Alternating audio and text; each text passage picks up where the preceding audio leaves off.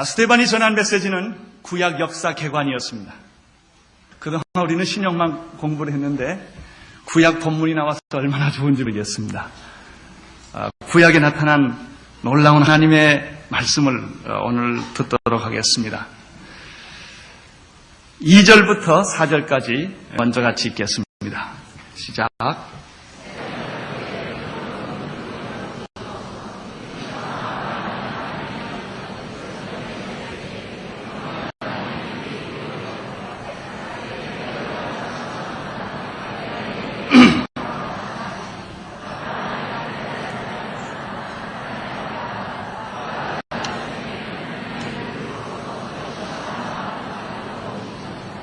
구약 역사를 다룸에 있어서 스테반의 첫 번째 주제는 창세기에 있는 내용입니다. 특별히 아브라함과 이삭과 야곱과 요셉, 다시 말하면 믿음의 조상들, 하나님께서 어떻게 부르셨고 인도하셨고 섭리하셨는가 하는 내용을 지금 전하는 것입니다. 2절부터 4절에 있는 내용 가운데 먼저 우리가 발견할 수 있는 첫 번째 사실은 하나님께서는 믿음의 조상인 아브라함을 부르시고 인도하셨다는 주제입니다. 평범한 주제입니다. 그러나 굉장히 중요한 주제입니다. 하나님께서 아브라함을 인도하셨다라는 말 속에는 엄청난 비밀이 숨겨져 있습니다. 2절을 보십시오. 2절 같이 읽겠습니다. 시작.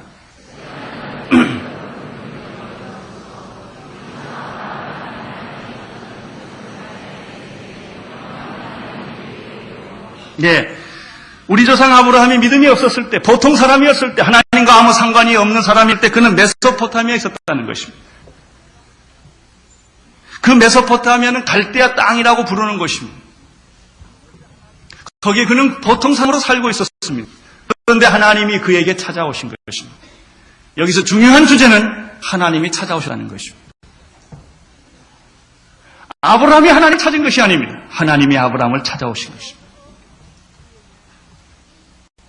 찾아오셔서 그에게 말씀하신 것입니다. 아브라함은 믿음이 있어서 하나님이 택한 것이 아닙니다. 하나님이 택하셨기 때문에 믿음이 생긴 것입니다.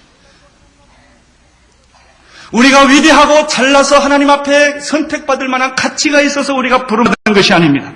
그런 가치가 없는, 본질상 죽을 수밖에 없는 죄인이었지만 하나님께서 우리를 사랑하셔서 택하셨기 때문에 영광스럽고 우리는 하나님의 자녀가 되었고 하나님의 일을 할 수 있는 특권을 갖게 된 것입니다.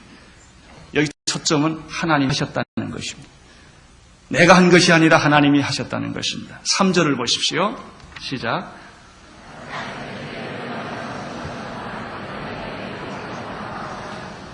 가나사대 내 고향 친척을 떠나 내가 내게 보일 땅으로 가라. 찾아주신 분도 하나님이시요 말씀하신 분도 하나님이십니다. 동시에 아브라함의 인생의 내용을 만들어주신 분도 하나님이십니다. 아브라함아, 너는 본토 친척 아비의 집을 떠나 그리고 내가 내게 지시할 곳으로 가라 라는 명령을, 인생의 내용을 주셨습니다. 많은 사람들이 인생이 주어집니다. 그러나 어떤 사람은 인생의 내용을 갖춘 사람이 있고 어떤 사람은 인생의 내용 없이 껍데기만 살다가 죽어가는 사람이 있습니다. 여러분의 인생의 내용은 무엇입니까? 여러분이 세상에 오셨습니다. 태어났습니다. 한국 땅에 태어났습니다. 이 시대에 태어났습니다. 무엇을 위해서 태어났습니까? 무엇을 위해 살아야 합니까? 내용입니다. 어떤 사람은 돼지같이 살다가 가는 사람도 있습니다. 어떤 사람은 괴로워하고 고민하며 살다 가는 사람도 있습니다. 어떤 사람은 병들다 평생 가는 사람도 있고 어떤 사람은 교도소에 일생 보내는 사람이 있습니다. 인생의 내용은 무엇입니까? 아브라함의 인생의 내용은 아브라함이 만든 것이 아니라 하나님이 주셨다는 것입니다. 너는 가서 너는 본토 친척 아비의 집을 떠나 내가 내게 지시할 땅으로 가라. 그것이 아브라함의 인생의 전부였습니다. 4절을 보시기를 바랍니다. 시작.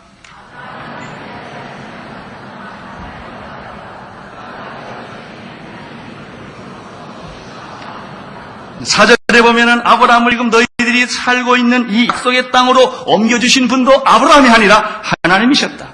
2절에도 하나님이 하셨다. 3절에도 하나님이 하셨다. 4절에도 하나님이 하셨다. 2절부터 4절까지의 중심 내용은 하나님이 하셨다는 것입니다. 아멘. 신앙이란 무엇입니까? 하나님이 하시는 것을 인정하는 것입니다. 신앙이란 내가 하는 것이 아니라 하나님이 하시는 것을 받아들이는 것입니다. 그렇습니다. 천지를 창조하시는 분은 하나님이십니다. 천지 창조는 우연히 이루어진 것이 아니라 하나님의 말씀으로 지어진 것입니다. 하나님의 이니셔티브, 하나님의 주도권입니다. 여러분, 인간을 만든 것은 누가 만들었습니까? 우리가 부탁해서 인간을 만든 것입니까? 아닙니다. 하나님이 사랑으로 우리를 창조하여 주신 것입니다. 타락이란 무엇입니까? 하나님 대신에 내가 들어는 것이 타락입니다. 태초에 하나님이 천지를 창조하시는 이건 창조 질서입니다. 그러나 인간은 그 후에 어떻게 하는가? 인간이 하나님을 믿는다 이렇게 말합니다. 여러분, 어떻게 인간이 하나님을 믿을 수 있습니까? 하나님이 우리로 하여금 믿게 하셨기 때문에 우리가 믿은 거지 내가 하나님을 믿은 게 아닙니다. 구원은 내가 하나님께 요청한 것이 아닙니다. 하나님 일방적으로 우리에게 주신 것입니다. 여러분, 이 교회는 누구의 교회입니까? 목사의 교회입니까? 장로의 교회입니까? 여러분의 교회입니까? 아닙니다. 주님의 교회인 것입니다.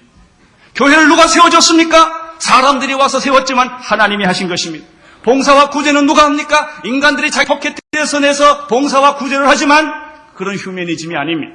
하나님이 우리의 마음에 성령을 보내주셔서 우리로 하여금 긍휼과 자비의 마음을 가지고 이웃을 찾아가게 한 것입니다. 하나님이 하신 것입니다. 내가 했다고 했을 때 타락이 옵니다. 인간이 한다고 말했을 때 타락이 옵니다. 여러분, 자유주의 신학이라는 것이 무엇입니까? 인간이 하나님 대신 신앙의 주체가 될 때 타락이 오는 것입니다. 하나님이 하신 것입니다. 오늘 우리를 여기 있게 하신 분도 하나님이십니다. 여러분 교회까지 오게 하신 이도 여러분 발로 없지만 하나님이십니다. 여러분의 인생의 마지막 생애까지 여러분을 이끌고 가실 분은 하나님이십니다. 그것을 스데반이 지금 주장하는 것입니다. 하나님이 하셨다는 것입니다. 사도 요한은 이러한 하나님이 하셨다라고 하는 이런 내용을 요한복음 15장 16절에서 이렇게 쉽게 표현을 했습니다. 너희가 날 택한 것이 아니요 내가 너희를 택하여 세웠다. 요한일서 4장 10절에서는 우리가 하나님을 사랑하는 것이 아니라 하나님이 먼저 나를 사랑하셨다. 여러분이 하나님을 사랑한 것 같습니까? 아닙니다. 사랑을 받아보지 못하면 사랑할 수가 없습니다. 사랑을 내가 받았기에 사랑의 전염병에 걸려서 내가 사랑하는 것입니다. 내가 하나님을 향하여 눈물을 흘립니다. 예수님을 생각하며 가슴이 저립니다. 왜 그렇습니까? 사랑을 내가 먼저 받았기 때문입니다. 그 사랑은 조건 없는 사랑이요. 그 사랑은 절대적인 사랑이었던 것입니다. 내가 사랑이 뜨기 전에 그분은 내게 오셔서 사랑의 음성을 들려주신 것입니다. 내가 그분을 택한 것이 아니라 그분이 나를 택했으며 내가 하나님을 사랑한 것이 아니라 그분이 나를 먼저 사랑하셨습니다. 이제는 나는 사랑하지 않으면 견딜 수 없는 사람이 되고 내 생애 전체를 하나님을 위하여 하나님의 영광을 위하여 사랑의 화신으로 살고자 하는 거룩한 욕망이 우리 안에 일어나기 시작한 것입니다. 하나님이 하셨습니다. 하나님이 나를 택하셨고 아무것도 모르는 나를 불렀고 말씀을 가르쳤고 깨닫게 해주셨고 여러분 우리 같은 더러운 인간이 어찌 이런 거룩한 생각을 할 수가 있겠습니까? 그렇잖아요. 여러분 자신을 보세요. 여러분이 그렇게 거룩한 생각과 기도를 할 만한 인간들입니까? 우리는 그런 인간들이 아닙니다. 그러나 놀랍게도 우리 마음에는 거룩한 생각이 있습니다. 거룩해지고 싶은 하나님을 사랑하고 싶은 열망이 있습니다. 누가 이것을 주었습니까? 하나님이 주신 것입니다. 두 번째 2절부터 4절의 내용에 또 하나 발견하는 것이 있습니다. 그러면 이렇게 말씀하신 하나님은 어떤 분이냐 하는 것입니다. 2절을 한번 다시 보겠습니다. 시작.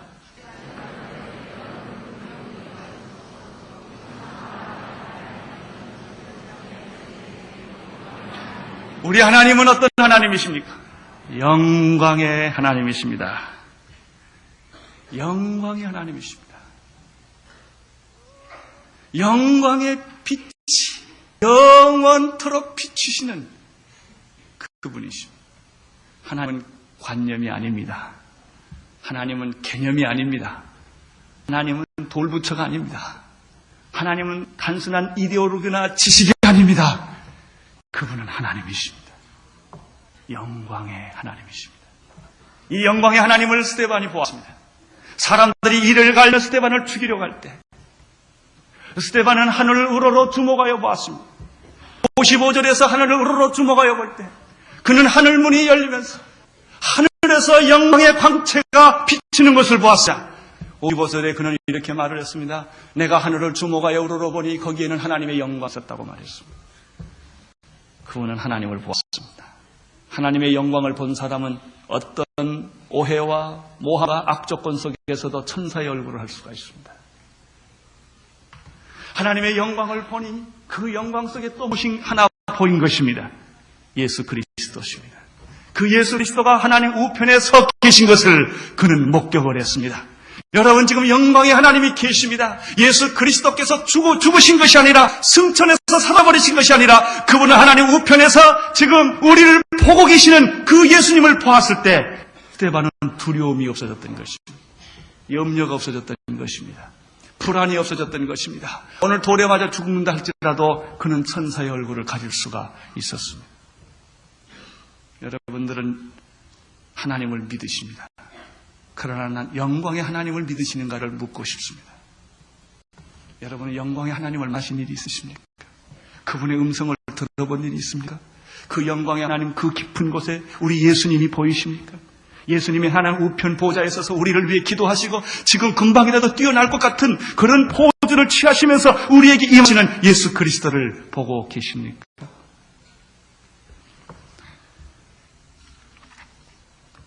영광이란 본래 인간의 것이 아닙니다. 영광은 하나님의 것입니다. 그래서 인간이 영광을 받으면 안 됩니다. 인간이 영광을 받으면 위기가 됩니다. 영광은 하나님만이 받으셔야 합니다. 영광을 받기에 합당하신 분이 하나님이십니다. 그래서 우리는 그분께 경배와 찬양을 올려드리는 것입니다. 우리가 그분에게 무릎을 꿇고 주 앞에 그분께 찬양을 올려드리는 것입니다. 왜냐하면 그분만이 영광을 받으실 만한 분이시기 때문입니다. 그런데 놀랍게도 인간이 하나님의 영광을 가르치는 것입니다. 바리새인들과 서기관들과 백성의 장로들과 대제사장들이 하나님의 영광을 그들이 가로쳤습니다. 하나님의 영광을 가장 가로치기 쉬운 직업에 있는 사람이 목사들입니다. 하나님이 받아야 할 영광을 목사가 받기가 쉽습니다. 그 목사가 교회를 성장시킨 것처럼 생각이 됩니다. 그 목사가 설교 잘할 때 영광을 가르치기가 쉽습니다. 그 목사가 능력이 있을 때 하나님의 영광을 가르치기가 쉽습니다.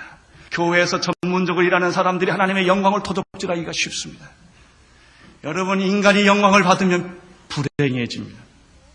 인간의 행복은 하나님의 영광을 돌릴 때 행복이 옵니다. 인간은 많은 소유를 가지면 불행해집니다. 인간은 높은 위치에 올라가서 사람들로부터 박수를 받고 인기가 생기기 시작하면 그 인간은 불행해지기 시작하는 것입니다. 왜냐하면 인간의 본질은 영광의 문제가 아니기 때문에 그런 거예요. 인간은 영광을 돌려야 하는 존재입니다. 인간의 행복은 언제 있습니까? 하나님을 발견하고 하나님께 영광을 돌릴 때 내적 평안이 생기기 시작합니다. 인간이 봉사의 존재로 있을 때, 인간이 섬김의 존재로 있을 때, 인간이 참 우리의 영원한 스타이신 예수 그리스도를 섬기는 그런 위치에 섰을 때 그 인간은 한없이 행복하고 눈물이 나고 감격스러운 것입니다. 이사야서 43장 7절에 보면 이런 말씀이 있습니다. 무릇 내 이름으로 일컫는 자 곧 내가 내 영광을 위하여 창조한 자를 오게 하라. 그들을 내가 지었고 만들었노라. 하나님께서 인간을 만들 때 내가 그들을 만들었고 내가 지었노라고 말씀하실 때 나의 영광을 위하여를 창조했다고 말했습니다. 여러분, 마귀는 하나님의 영광을 가로채려고 했던 것입니다. 루시퍼는 하나님의 영광을 가르쳤어. 그 하나님의 영광을 자기도 누리고 싶었을 때 그는 마귀가 사탄이 되고 만 것입니다. 영광의 하나님께 경배하십시오. 엎드려 절하세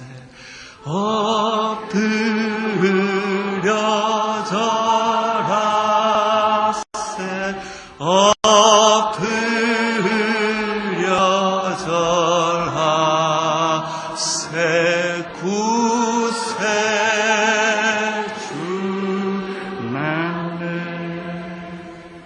오늘 이 본문에서 또 한 가지 발견하는 사실이 있습니다. 하나님께서 인간을 부르시고 섭리하시고 인도하실 때 하나님은 어떤 과정을 거친다는 것입니다.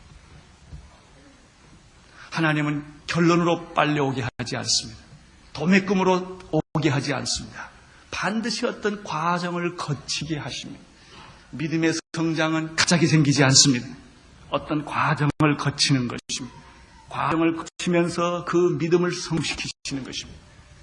아브라함이 믿음이 있어서 아브라함이 믿음의 조상이 된 것이 아닙니다. 하나님이 아브라함을 믿음 있는 사람으로 한 걸음 한 걸음 이끌어 주신 것입니다. 여기에 세 가지 단계가 있었습니다. 첫 번째는 갈대아 땅을 떠나게 하시는데 하나님의 첫 번째 훈련이 있었습니다. 갈대아 땅이란 무엇입니까? 고향입니다. 고향이란 무슨 뜻입니까? 자기 터전입니다. 자기가 태어난 곳입니다. 자란 곳입니다. 일가 친척이 있는 곳입니다. 자기의 사업이 있는 곳입니다. 사람들은 다 고향을 떠나기를 원하지 않습니다. 고향에 있으면 편안합니다. 고향에 있으면 실수를 해도 괜찮습니다. 고향에 있으면 사람들이 자기를 다 보호합니다. 믿음이란 이 고향을 떠나는 데 있는 것입니다. 당신을 보호하고 있는 모든 세력으로부터 떠날 때 믿음은 시작됩니다.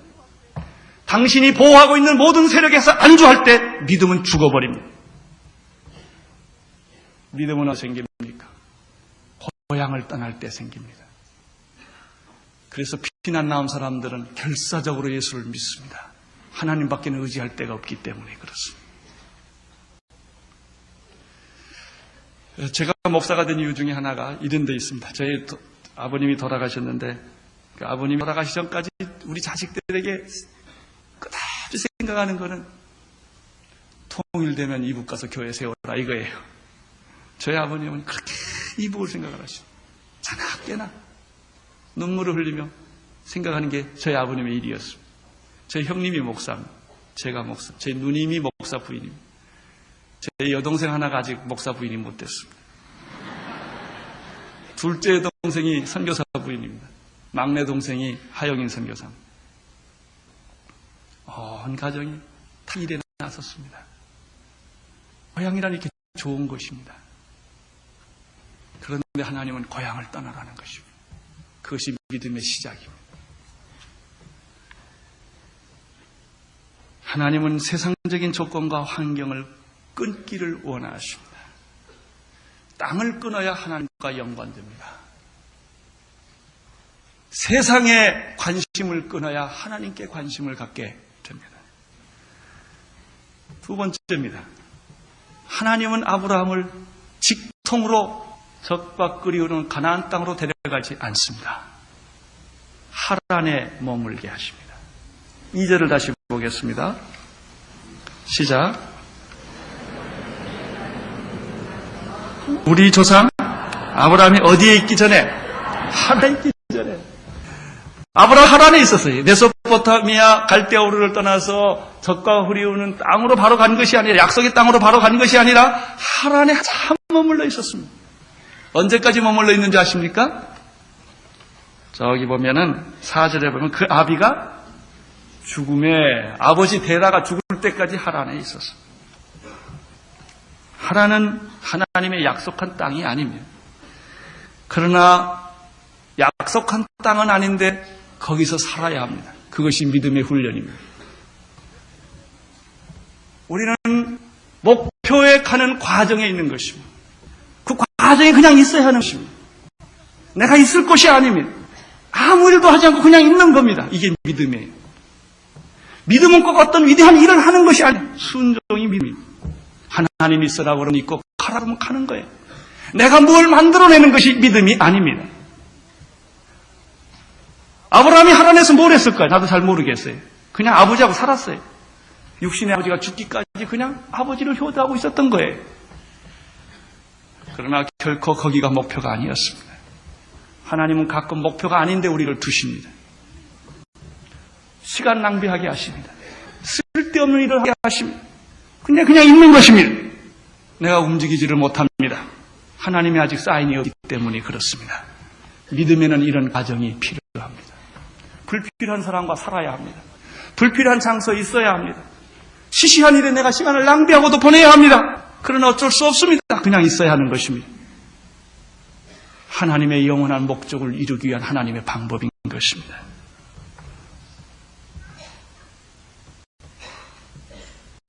여러분, 이 땅은 영원한 목표입니까? 이 땅은 우리가 영원히 가야 할 장소입니까? 여러분이 살고 있는 집은 여러분이 영원히 인생을 보장하는 곳입니까? 아닙니다. 이 땅은 하란과 같은 곳입니다. 잠깐 있는 곳입니다.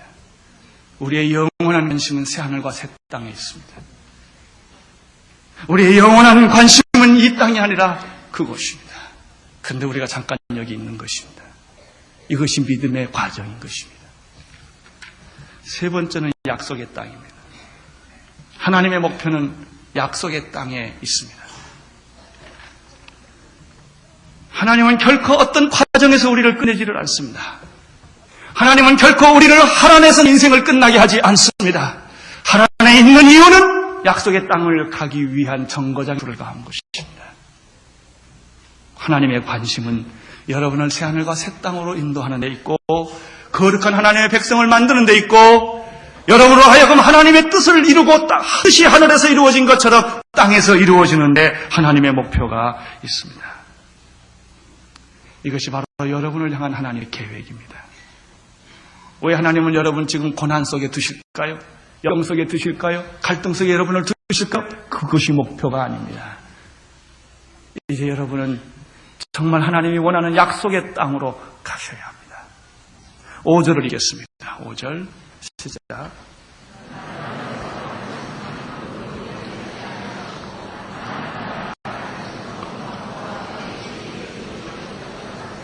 여기에 놀라운 하나님의 역설이 있고 신비가 있습니다. 5절이 놀라운 말입니다. 여러분, 하나님의 약속의 땅을 우리를 가기를 원하십니다. 그러나 약속의 땅에 가보니 발붙일 것이 없는 것입니다. 이게 현실입니다. 내가 주님의 뜻대로 주님의 말씀대로 순종했는데 고난이 온 것입니다. 이거 웬일입니까? 죽음이 온 것입니다. 아내가 죽어버린 것입니다. 남편이 죽어버린 것입니다. 자식이 죽어버린 것입니다. 내 사업이 망한 것입니다. 도대체 어떻게 하자는 것입니다. 그것이 믿음의 현실입니다. 믿음은 아지랑이가 아닙니다. 믿음은 온실이 아닙니다. 현실입니다. 여러분은 어떻게 하나님을 해석하시겠습니까? 여러분 하나님을 어떻게 믿으시겠습니까? 불붙일 만한 땅을 주지 않았다고 말했습니다. 무슨 뜻입니까? 하나님은 땅에 관심이 있는 게 아니라는 뜻입니다. 약속의 땅보다 더 중요한 것은 약속의 사람입니다. 약속의 씨입니다. 약속의 자녀인 것입니다. 하나님의 관심은 그 땅에서 내가 농사 잘 짓고 부자 되고 성공하고 높은 지위에 올라가는 것이 내 인생의 전부가 아니라는 것입니다. 그러나 많은 사람들은 예수 믿고 부자가 되고 건강하고 복 받고 잘 사는데 관심이 실제로 있다는 것입니다. 자기 아이들 대학교 잘 가고. 그것이 하나님을 믿는 많은 이유라는 것입니다. 하나님의 관심은 물질에 있지 않습니다. 하나님의 관심은 이 땅에 있지 않습니다. 하나님의 관심은 여러분이 새하늘과 새 땅을 바라보는 데 있는 것입니다. 정말 약속의 백성이 되는 것을 하나님이 원하시는 것입니다. 여러분 이스라엘 과연 약속의 백성일까요? 그렇다면 왜 저렇게 수많은 세월 동안을 고생하며 유리망하며 지금까지 살아야 합니까? 그 이상의 것입니다. 그것보다 훨씬 깊은 것입니다.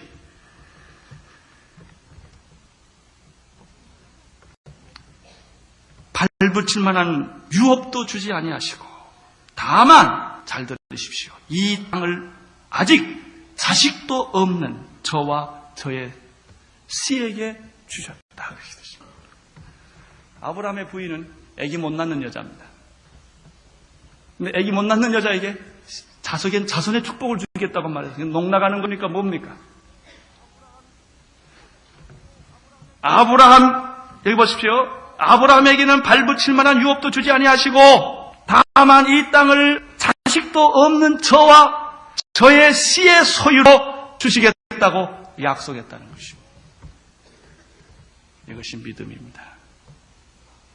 아브라함을 부자 만들겠다는 뜻이 아닙니다.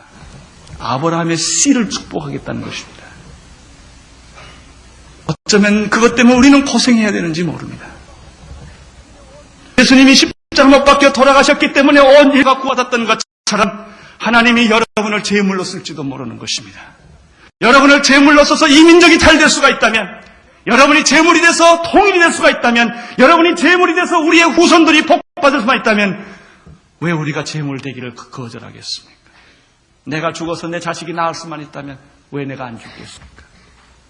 그런 뜻입니다. 결국 아브라함은 무덤 하나밖에는 가진 것이 없게 됩니다. 특별히 5절의 말씀은 죽음에 직면한 사람들이 잘 이해하는 말입니다. 내가 암호의 사형 선고를 받았다고 가정을 합시다. 그런데 유감스럽게도 의사 선생님이 이렇게 말을 합니다. 약으로 치료할 길이 이렇습니다. 하나님께 의존하십시오. 태어나십시오. 우리가 할 일은 더 이상 없습니다. 이때 이 사람의 심정이 어떻겠습니까? 죽음에 직면한 사람들은 자기의 땅이나 부동산이나 큰 집에 별로 흥미가 없습니다. 집이 클수록 공허할 것입니다. 재산이 많을수록 이제는 매결밖에 살지 못하는 내 인생 앞에 그는 좌절감을 느낄 것입니다. 그렇습니다. 발붙일 만한 땅을 유로 안 준 것과 똑같은 것입니다. 이제 그가 생각하는 것은 죽음 후에는 무엇이 있는가? 영혼 문제에 대해서 생각하기 시작할 것입니다. 물질이나 지위나 성공이 아니라 천국에 대한 약속과 보증일 것입니다. 하나님께서 약속하신 것이 바로 이런 것입니다. 내가 너에게 땅 몇 평을 더 주겠다가 아닙니다. 내 자손과 내 씨에게 약속을 유로 주겠다는 것입니다. 자, 6절과 7절을 함께 읽겠습니다. 시작.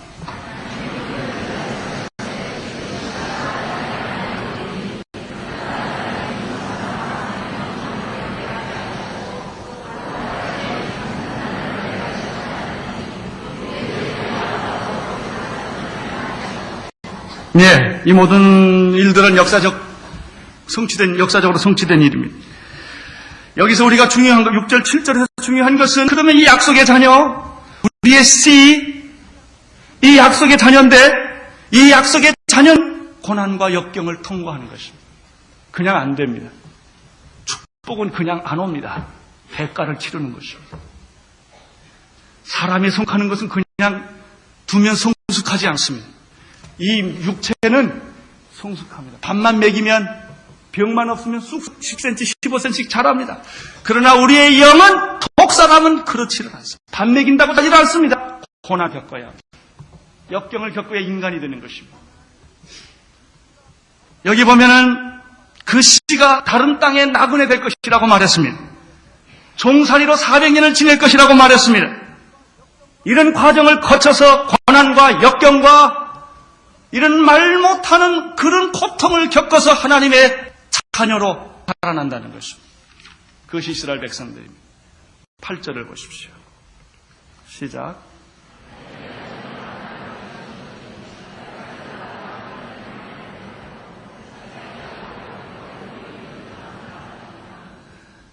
애기 낳을 수 없는 한 부인에게서 기적적으로 그것도 나이 100세가 다 돼서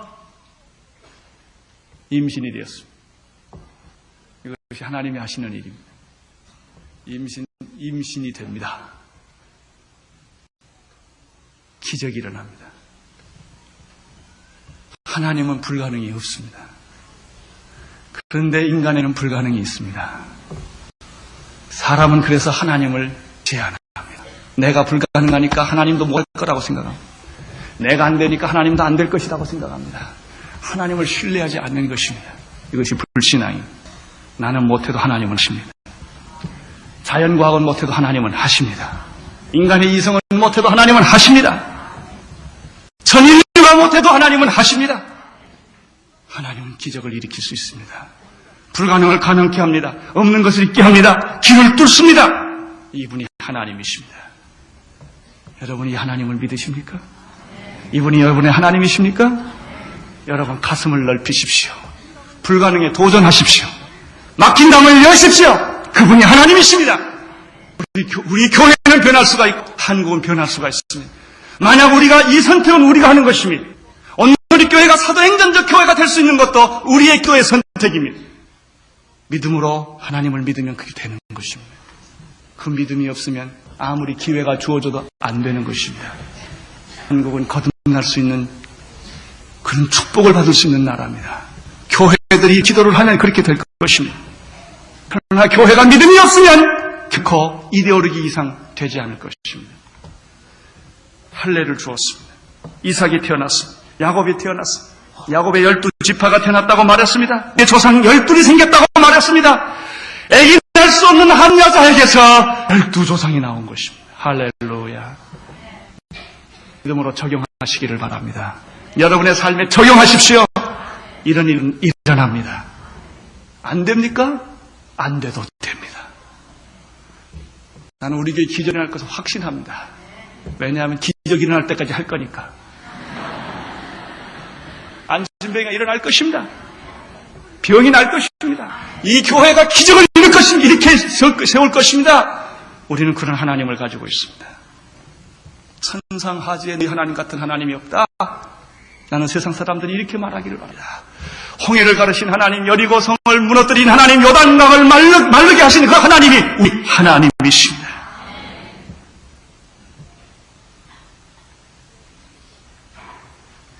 이제 순간 아브라함 얘기 마치고 이삭과 야곱을 뛰어넘어서 요셉으로 들어갑니다. 9절부터 10절까지 있게 되길 바랍니다. 시작.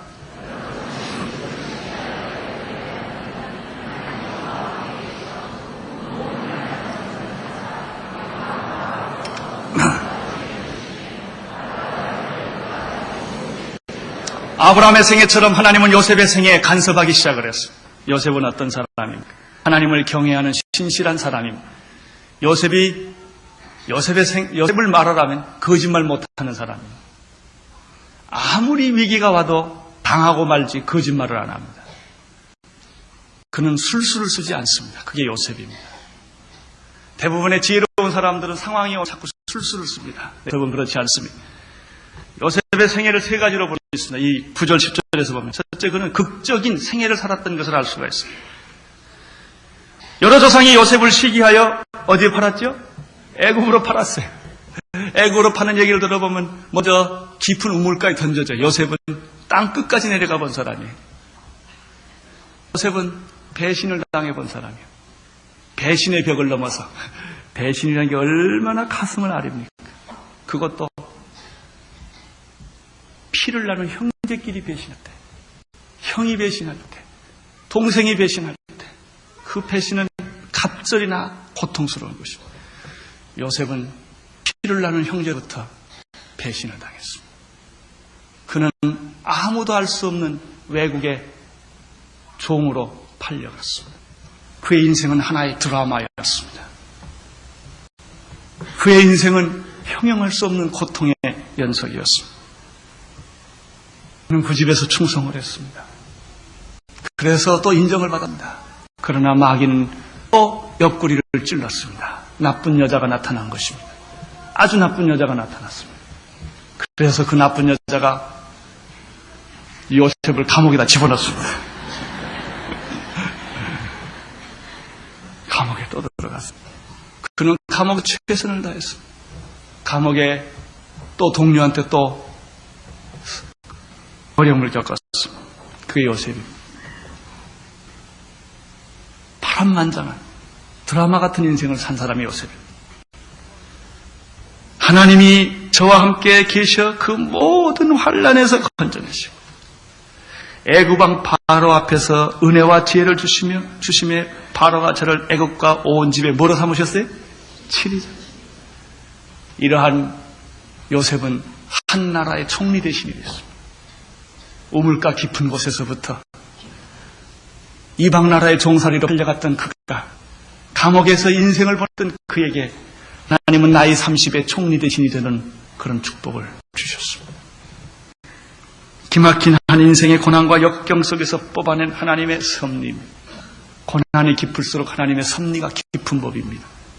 역경이 깊을수록 하나님의 은혜가 깊은 법입니다. 고난과 역경 속에 자기 자녀를 그냥 두시는 것이 아닙니다. 의미가 있는 것입니다. 더 놀라운 섭리를 이루시기 위한 하나님의 방법이었던 것입니다. 11절부터 16절까지 길지만 읽겠습니다. 시작.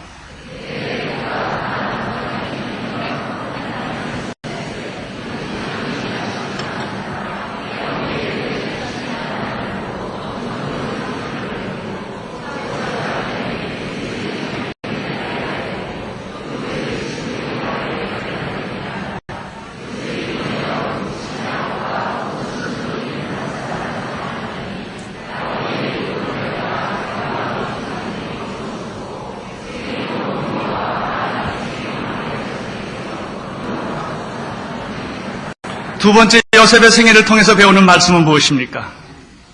그것은 하나님의 목적이 총리 대신 되게 하는 데 있지 않다는 것입니다. 총리 대신을 시켰지만 하나님의 목표는 총리 대신에 있지 않습니다. 하나님은 여러분을 부자로 만드실 것입니다. 그러나 부자가 되는 게 목적이 아닙니다. 하나님은 여러분을 건강하게 하실 것입니다. 그러나 건강이 목적이 아닙니다. 하나님은 여러분을 세상에서 풍요하게 만들 것입니다. 그러나 그 부요가 목적이 아닙니다. 하나님이 요셉을 총리 대신으로 만든 까닭은 놀랍게도 그 형과 아버지를 만나기 위한 방법이었습니다. 형과 아버지를 만나는 것은 사사롭고 단순한 얘기입니다. 그렇습니다. 그러나 거기에 하나님의 섭리가 있습니다. 구원이 있습니다. 아버지와 형들을 다시 만나서 하나님의 구원 사건을 약속의 자손의 축복을 이어가는 데 있는 것입니다. 많은 사람들은 총리 대신에 관심이 있습니다. 많은 사람들은 위대한 일을 만드는 데 관심이 있습니다. 하나님이 내 아이들이 잘 자라는 데 필요한 거예요. 하나님이 내 사업을 잘하는 데 필요한 거예요. 하나님이 내가 대통령 되는 데 필요한 거예요. 아닙니다. 대통령이 목적이 아닙니다. 하나님의 목적. 그 자리를 통해서 어떤 일을 하는 데 목적이 있는 것입니다.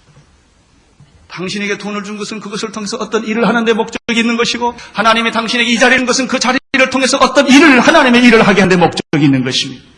여러분을 여러분의 자리에 세운 것은 여러분을 축복하기 위하여 자리를 선물로 준 것이 아니라 그 자리를 통하여 어떤 일을 하라고 하신 것입니다. 총리 대신이 아니었던들 어떻게 형들과 아버지를 만날 수가 있었겠습니까? 여기 보면 흉년이 왔다고 그랬죠. 흉년. 흉년이란 무엇입니까? 하나의 자연적인 재앙입니까? 내추럴 디자스터입니까 이게? 그렇게 볼 수도 있겠죠. 그러나 오늘 이 본문에서 이 사건을 통해서 보면 재앙이란, 흉년이란 그 형들과 아버지를 애굽에 가게 한 사건입니다. 그 전체 사건에서 쌀을 얻어왔다는 게 중요하지 않습니다. 그 사람들이 가서 요셉을 만났다는 데 중요한 의미가 있습니다. 하나님은 흉년을 사용하셨습니다. 이 흉년이란 인생의 더 깊은 진리를 깨닫게 하는 계기가 되는 것입니다. 실패와 고난도 마찬가지. 하나님께서 그러한 일시적인 좌절을 통하여 더 영원하고 완전한 하나님의 사랑과 섭리를 깨닫게 하시는 데 목적이 있습니다. 여러분이 겪었던 고난을 잘 음미해 보십시오. 그리고 앞으로 여러분이 겪어야 할 많은 수많은 고난들을 생각을 해 보십시오. 결론이 무엇입니까? 자리입니까? 돈입니까? 총리 대신입니까? 아닙니다. 그 외에 계시는 하나님이십니다. 지도자란 무엇입니까? 위치가 지도자가 아닙니다. 영향력이 지도자입니다. 어떤 사람은 위치가 없어도 영향력을 미치는 사람이 있어요. 어떤 사람은 위치를 줘도 영향력 못 미치는 사람이 있어요.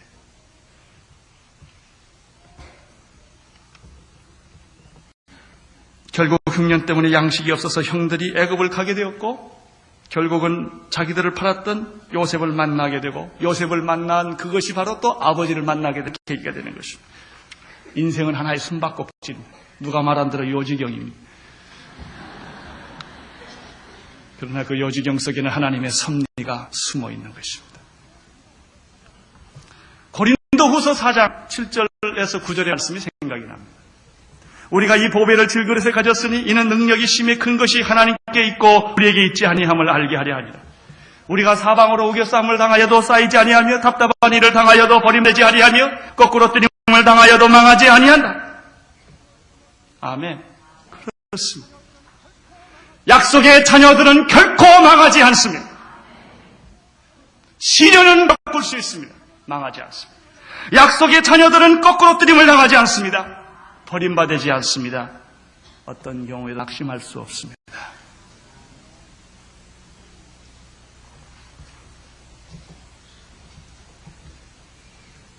셋째로 이 말씀을 읽어보면 요셉의 생애를 보면 또 믿음의 조상들의 생애를 보면 인생이란 어차피 죽는 것이다.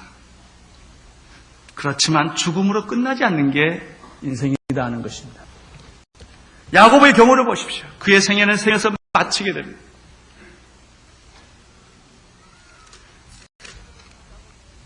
(15절에) 보면은 야곱이 애굽으로 내려가 자기와 우리 조상들이 거기서 죽고 세겜으로 옮기워 아브라함이 세겜 하몰의 자손에게로서 은으로 값주고 산 무덤에 장사되니라.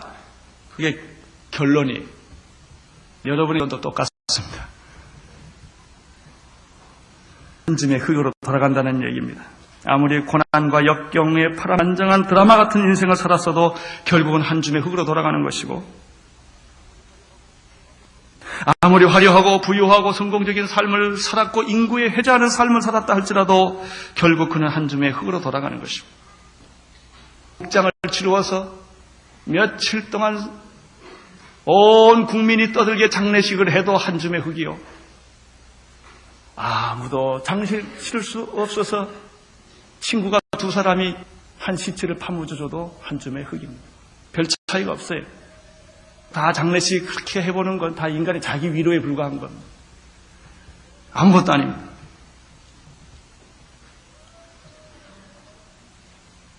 여러분, 그러면 예수를 잘 믿는다는 게 뭘까요? 착하게 산다는 게 뭐예요? 한 줌의 흙을 위한 거 아닙니까? 욥기 1장 21절에 모태에서 적신으로 나왔은즉 내 한 적신으로 돌아갈 것이다. 전도자가 말한 것처럼 정말 헛되고 헛되며 헛되고 헛되는 것인가? 한 줌의 흙인가? 아닙니다. 그렇지 않습니다.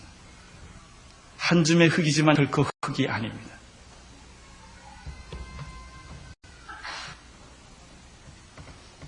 아브라함의 생애는 아브라함 자신보다는 하나님에게 있고,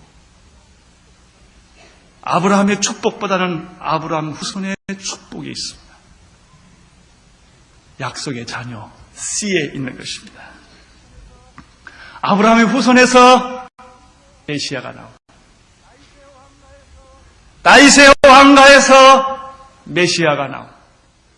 아브라함의 자손 다윗의 자손에서 할렐루야 메시아가 나온 것입니다. 여러분, 우리들을 통하여 하나님은 영원한 목표를 가지고 계십니다. 단순히 여기서 우리가 먹고 마시고 자고 예수 믿고 이런 정도가 아닙니다. 우리는 하나님의 우주 섭리의 계획에 우리가 내포되어 있는 것입니다. 우리는 세계를 복음할 것입니다. 우리는 이 땅을 복음할 것입니다. 바로 그런 의미가 우리에게 있는 것입니다. 아브라함과 이삭과 야곱과 요셉의 생애가 그러했듯이 바로 우리들의 생애가 비록 한 줌의 흙으로 언젠가는 돌아가겠지만 결코 그것으로 끝나지 않는다. 우리의 기도가, 우리의 헌신이, 우리의 믿음이 이 엄청난 하나님과 관계를 갖게 될 것이고, 민족의 미래의 축복을 것이고, 주님 오시는 날까지 우리는 이 영광스러운 새 하늘과 새 땅에 동참하게 될 것입니다. 그것을 지금 스데반이 이야기하고 있습니다. 오늘 여러분에게 이 하나님의 은혜가 넘치기를 바랍니다. 기도하겠습니다. 하나님 감사합니다.